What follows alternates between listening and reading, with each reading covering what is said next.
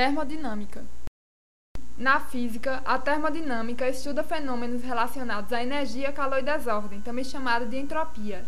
Apresentaremos a partir de agora as 4 leis da termodinâmica, essenciais para que entendamos fenômenos que ocorrem envolvendo energia térmica em nosso dia a dia e no cenário odontológico.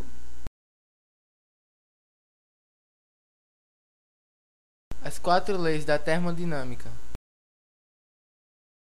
Lei 0. De forma mais simples, a Lei 0 diz que, se 2 corpos estão em equilíbrio térmico com o terceiro, então eles estão em equilíbrio térmico entre si. Vemos na imagem 3 copos com 3 substâncias diferentes. Se o copo com a substância 1 possui a mesma temperatura de 30 graus Celsius que a substância 2, e essa substância 2 possui a mesma temperatura da substância 3, isso quer dizer que eles estão em equilíbrio térmico entre si.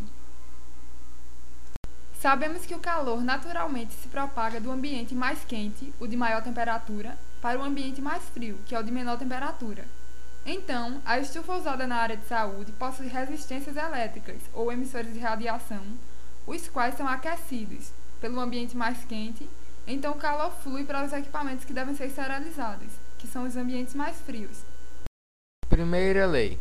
De maneira simples, podemos dizer que a primeira lei da termodinâmica diz que diversas formas de trabalho são convertidas em formas de energia, ou seja, nós podemos transformar trabalho em calor. Em nosso cotidiano, podemos sentir essa lei quando esfregamos as mãos para nos aquecermos e percebemos que esse trabalho é convertido em calor. Como exemplo da primeira lei, em consultórios odontológicos temos o compressor odontológico, que realiza um trabalho para que a caneta de alta rotação, o sugador e a seringa tríplice trabalhem com a mesma intensidade. Isso quer dizer que durante a utilização desse material, teoricamente, toda a energia gasta pelo compressor será utilizada pelos outros 3 elementos. Segunda lei. A segunda lei da termodinâmica diz que não há nenhum processo onde o único efeito de energia térmica seja o de transferir energia de um corpo frio para outro quente.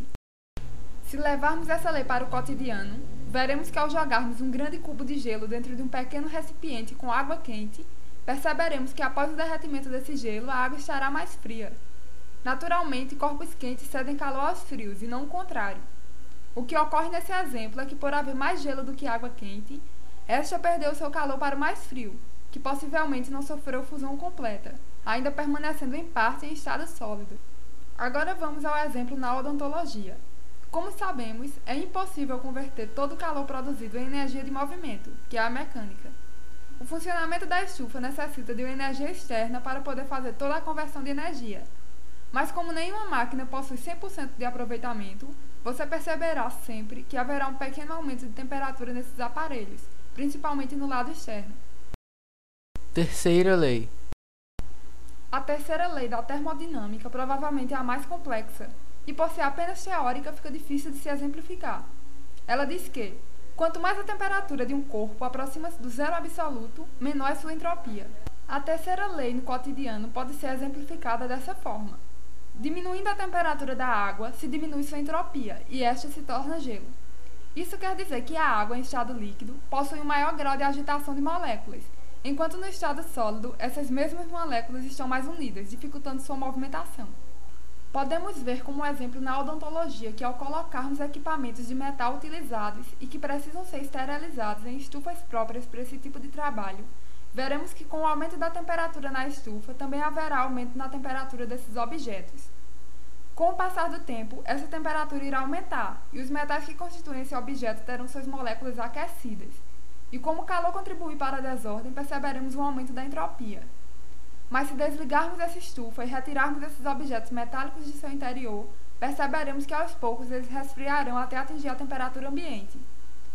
Com isso, perceberemos que as moléculas desse material à temperatura ambiente estarão mais estáveis, ou seja, quanto menor a temperatura, menor é a entropia.